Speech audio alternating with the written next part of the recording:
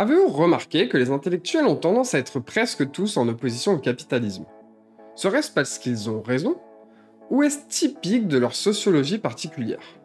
Dans cette vidéo, je vais vous expliquer pourquoi les intellectuels sont presque tous anticapitalistes.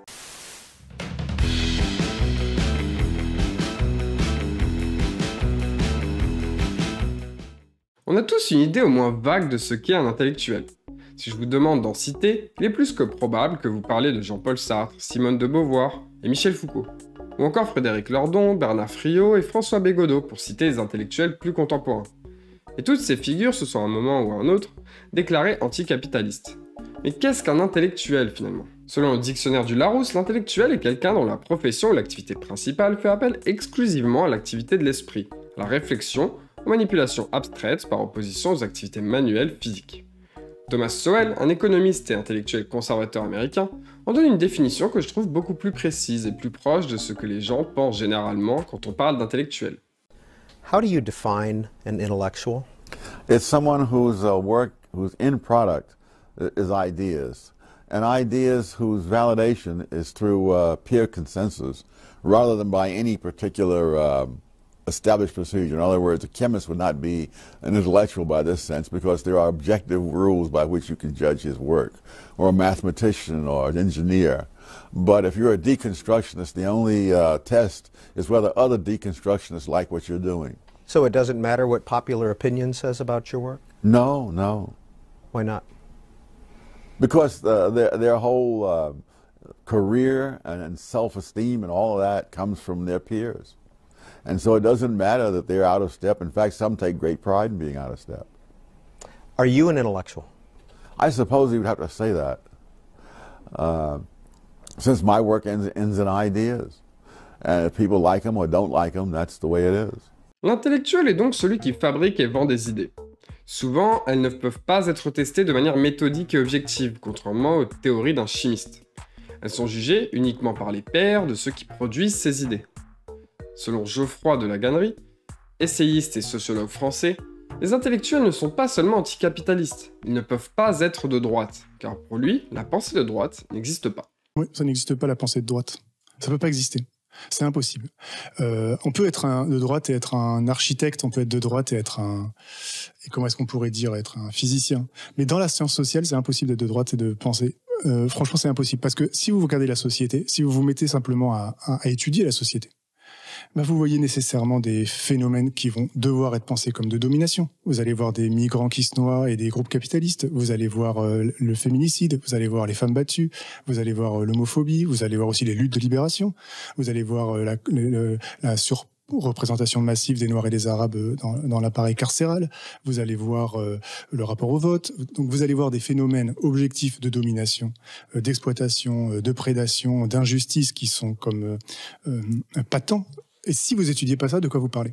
Qu'est-ce que ça veut dire parler de la société sans parler de ça? Ça veut dire mentir sur la société. Ça veut dire inventer des concepts négatifs par rapport à la réalité. Ça veut dire faire diversion par rapport au système de pouvoir et de domination objectifs qui sont à l'œuvre et de vouloir à ce moment-là inventer des choses pour le nier, pour le dénier. Donc soit mettre tout dans les cerveaux des individus, dénier les déterminations, dénier les rapports de force, etc. Donc faire de la psychologie comportementale, etc. Mais tout ça, c'est de la mystification. C'est-à-dire, en fait, c'est ne pas voir le monde. Et si vous vous inscrivez dans une production de discours qui parle de la société sans parler de la société, bah vous n'êtes pas un savant. Vous êtes un idéologue, vous êtes un essayiste. Je ne dis pas que la droite ne peut pas articuler des mots avec sa bouche. Je ne dis pas qu'elle ne peut pas faire des traits qui formeront des lettres avec sa main.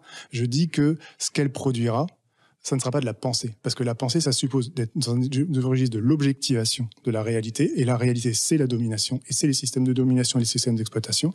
Et à partir du moment où vous avez objectiver les systèmes de domination, vous êtes nécessairement porté sur une logique de transformation du monde, parce que comme le disait Adorno, puisque le monde est faux, la vérité est un concept oppositionnel par rapport à la réalité. Donc, il ne peut pas y avoir de pensée de droite, et de fait, il n'y a pas de sciences sociales de droite, ça n'existe pas. Personne ne peut citer un seul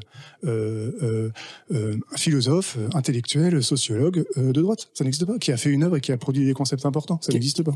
Si on enlève l'aspect politique, Geoffroy de la Gannerie n'a pas une définition de l'intellectuel si différente de celle de Thomas Sowell. Pour lui aussi, le physicien et par extension le chimiste ne sont pas des intellectuels, bien que leurs professions font appel à du travail cérébral. L'intellectuel doit produire de la pensée pure. S'il n'est pas philosophe, il doit au moins s'intéresser aux sciences humaines et se servir de ces concepts pour participer au changement de société. Geoffroy voit le monde sous un œil particulier, celui de la domination. C'est la raison qui fait qu'il est incapable d'envisager des intellectuels de droite, bien que même à droite, il y a beaucoup de gens qui s'opposent à la domination.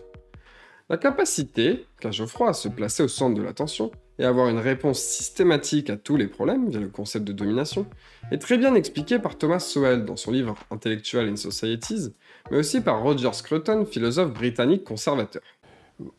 I've suffered this all my life, that, well, at least ever since I became a conservative, which was in May 1968 in Paris. And I didn't know, I hadn't a very clear idea of how to articulate it. All I knew was that when I looked down the street and saw all these rowdy students throwing stones at policemen, I just said to myself, whatever they believe, I believe the opposite. Right. And then I didn't know what it was. And then it was a sort of lifetime's work to find out what the opposite is. So, and I, somewhat arrogantly, came to the conclusion that it's, if you start thinking about politics in an intellectual way, you are likely to be on the left. Because that provides a systematic solution, an answer to the questions, puts it all in a system, and also gives you a rather dignified and self-congratulatory place in the system. Comme le souligne Scruton, l'intellectuel est plus à gauche car cela lui donne un rôle plus important et plus valorisable dans la société. Parmi les intellectuels, on peut alors retrouver des gens travaillant dans les milieux académiques, évidemment, mais aussi les écrivains, qu'ils soient romanciers ou essayistes, les journalistes éditorialistes, ou encore les critiques des différents arts. Toutes ces professions appartiennent en majorité aux classes économiques supérieures et ont pourtant un discours anticapitaliste, qui n'est pas généralement associé à cette classe sociale. Alors quelle sociologie particulière fait que les intellectuels sont presque tous anticapitalistes ? Selon Robert Nozick, intellectuel libertarien américain mort en 2002, qui fut professeur de philosophie à Harvard, la particularité sociologique des intellectuels est leur lien fondamental avec l'ensemble du système scolaire. Lui aussi définit l'intellectuel par rapport à sa production d'idées, principalement en tant que manipulateur des mots, par opposition aux chimistes ou aux physiciens, qui seraient eux des manipulateurs des nombres. Bien que les intellectuels réussissent plutôt bien dans une société capitaliste qui leur donne une grande liberté pour financer, développer et partager leurs idées, sont opposés au capitalisme bien plus que n'importe quel autre groupe de leur classe sociale. Plus un intellectuel a de l'influence, plus il a d'ailleurs tendance à s'opposer au capitalisme.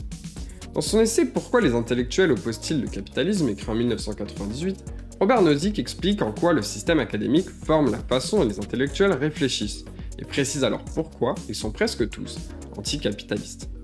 Les intellectuels s'attendent à être les personnes les plus valorisées par la société grâce à leur talent pour le verbiage, et à donc recevoir des récompenses dignes de leur statut. Cependant, les sociétés capitalistes ne leur accordent que très rarement cet honneur, ce qui crée chez eux du ressentiment, qui est exacerbé, d'autant plus qu'ils fréquentent les milieux riches. Mais pourquoi les intellectuels croient avoir droit à une forme de reconnaissance particulière, et se montrent-ils amers quand les sociétés capitalistes ne leur donnent pas ce qu'ils pensent mériter ? Les intellectuels ont pour l'immense majorité d'entre eux eu des parcours scolaires pleins de réussite. Souvent dans les premiers de la classe, ils ont tout au long de leur scolarité été validés par leurs professeurs qui les ont couverts d'éloges. Ils ont donc évolué entre 15 et 20 ans de leur vie dans un milieu où une autorité, le corps professoral, les a récompensés pour leur travail et leurs capacités cognitives, les mettant ainsi en haut de la hiérarchie des élèves en termes de réussite académique. L'idée d'une forme de méritocratie s'installe donc rapidement dans leur esprit. Plus le système scolaire est méritocratique, plus les intellectuels qui en sortent sont dans l'opposition au capitalisme. La France est l'exemple typique de ce phénomène, puisque les plus grandes institutions éducatives du supérieur, comme l'école polytechnique ou les écoles normales supérieures, sont accessibles presque exclusivement via des concours. Le problème, c'est que le système capitaliste et tous les autres systèmes de société d'ailleurs ne sont pas méritocratiques. Le marché ne récompense pas les gens les plus intelligents ni les plus moraux. Il ne récompense pas non plus l'originalité ou l'effort nécessaire à la production d'un bien ou d'un service. Il récompense uniquement les produits qui ont une valeur pour les autres. Comme Friedrich Hayek, économiste et penseur politique autrichien, le décrit dans son essai L'utilisation de la connaissance dans la société, le manque d'informations rend la planification du marché impossible. Dans ces conditions, le marché ne peut pas être méritocratique puisque c'est impossible de définir une forme de mérite a priori. Donc bien que des gens amassent des fortunes grâce au capitalisme, ce n'a rien mérité de manière complètement objective et prédictible. C'est d'ailleurs la beauté du marché. N'importe qui, grâce à ses connaissances, aussi limitées soient-elles, peut réussir à gagner beaucoup d'argent en offrant quelque chose de valeur à d'autres individus.